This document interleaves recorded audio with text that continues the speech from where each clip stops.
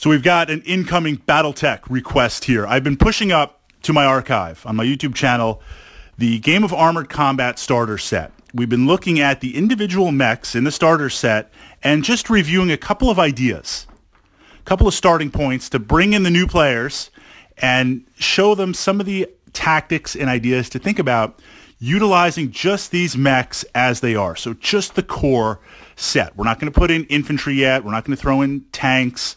We're not going to put in air support and things like that. We'll get there. You will get there as a Battletech player. It always starts out small, right? It always starts out small, and the next thing you know, it's just out of control on there. But I really wanted it to limit it to just the starter set and start digesting and utilizing that. So the question was, Fritz, in exploring different missions and playing around things, how would the Locust, specifically the Locust, how would the Locust take on something like the Awesome or something like the Thunderbolt on there, or maybe even the Catapult? How would you go approaching to do that on there?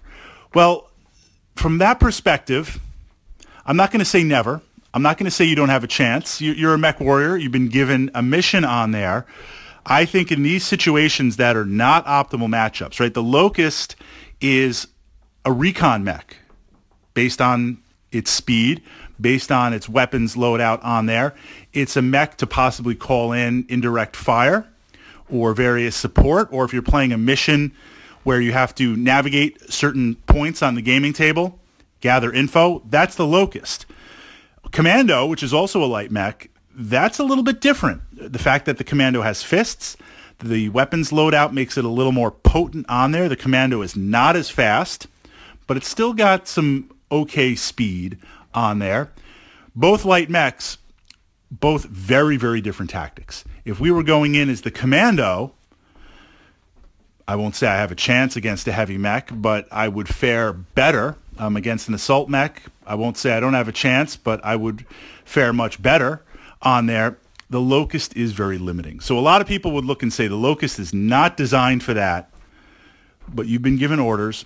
Orders are orders. You know, maybe you're supposed to recon a point and hold some lost tech, and there comes that Awesome in there. I think it's more of a question of tactically, how long can you last on there? How long can you last? And on a bigger perspective, if you pull in other mechs, if you were going to sacrifice something like your Locust, it's not a question of winning. It's a question of if I can tie down a Thunderbolt and I can tie down an Awesome with my Locust for 2, 3, 4, 5, I don't know about 6, 5 turns. I think I could do it for 5 turns. What does that tactically buy you for the rest of your forces? What does that tactically buy you for the mission? So sometimes we do attack with the Locust in that it's the lowest battle value. It's the fastest in the set. It's also a fast mech outside of the set. Maybe you can keep your opponent busy while you're putting on a little bit of hurt on there, utilizing that for the rest of the mission. All right, so we're going up against that Awesome, and the question was actually the Awesome and the Thunderbolt. I am more concerned about the Thunderbolt than I am the Awesome.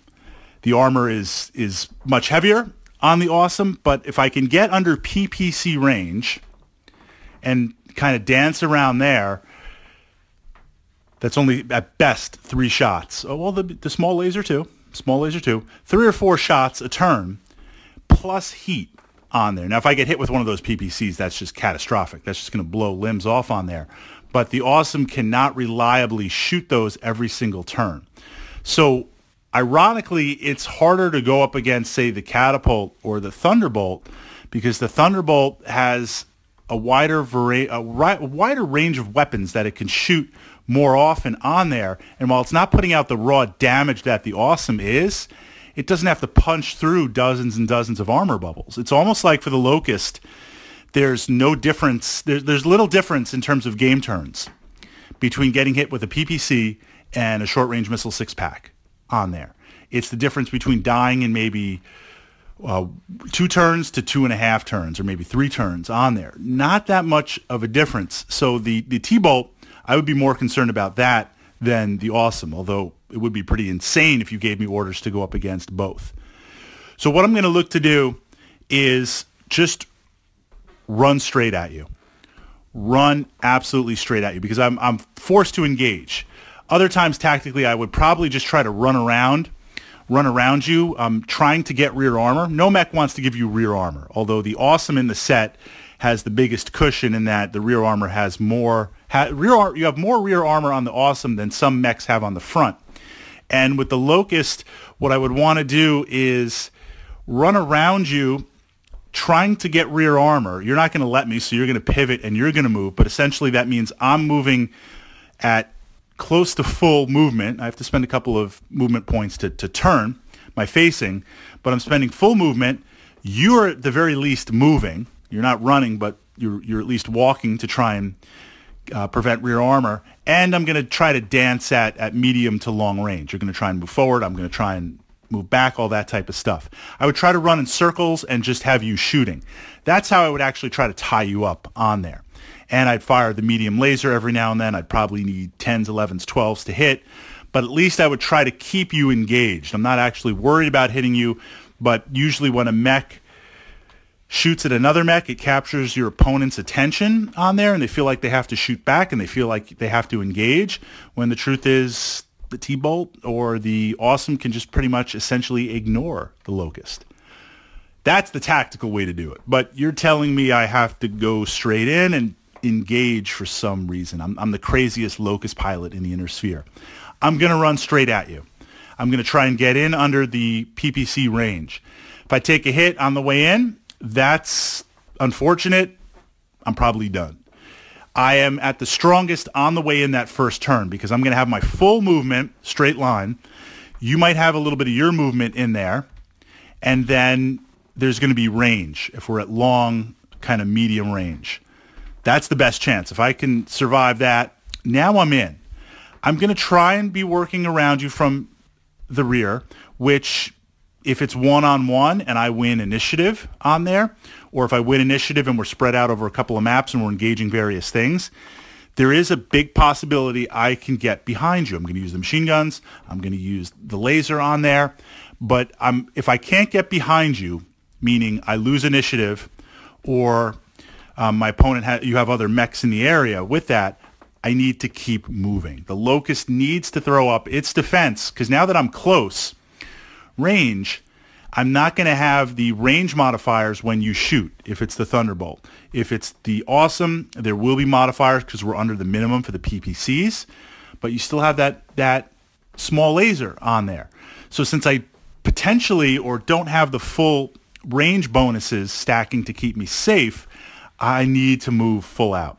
That might mean that I'm shooting my laser at medium or long range, but I need to keep moving. I need to keep moving. I need to keep moving. I can't punch you. Would I kick? If I'm from behind, I would kick, but I would never want to be front. I would never want to be base to base so that you can punch and kick me. A punch will just cut me in half. A kick will literally just cut me in half if it's from the Thunderbolt or the Awesome on there. Likewise, kicking from behind, I'm not going to do that much damage to you, so I probably would not kick because if I fall and I miss and I mess up that pilot roll, I'm going to be in a lot of trouble with that. If I had a light mech that had jump jets, that changes everything because then at that point, honestly, jump jets and fists make things a lot, I don't want to say easier because it's still going to be almost next to impossible to take out a heavier and assault mech. But now I have the ability with the speed, if I win initiative, to get behind you and start punching you. 1 in 6 chance of knocking your head off, or at least causing some damage, force you to take a pilot consciousness check. I can also hit the jump jets and do death from above on there. Extremely risky, probably not going to pull it off, probably going to die anyway. But my tactics would be, if I had a light mech with jump jets, I would be looking to engage you, trying to punch you, and as soon as I take some real damage, where it's like, okay, I get hit, my arms get blown off, I'm into center torso, maybe I take an engine hit, I'm so messed up now, the moment I believe that I'm not going to survive another hit from you, that's when I kick in the jump jets and I'm going to look to death from above. Because just I'm done anyway, and that's a chance, if I do connect, the modifications for the death from above, possibly going to your head, that's going to take out. That's really going to take you out on there. That's the best that I could tactically do on there. There are times a light mech will engage a much, much heavier mech. But again, that's just staying at distance, running, and shooting back, forcing that heavy mech, catching the momentum, forcing that heavy mech to fire at you so it's not firing or moving at other mission-critical assets. To go head-to-head, I suspect this question was asked because someone's playing around with the mechs and they were given a Locust while their friend took an Awesome and parked it in the corner of the hex map on there, castled up, and was like, come and get me. It's impossible. The best you can do is 4, maybe 5 rounds on there, and then that's it. You're smoked.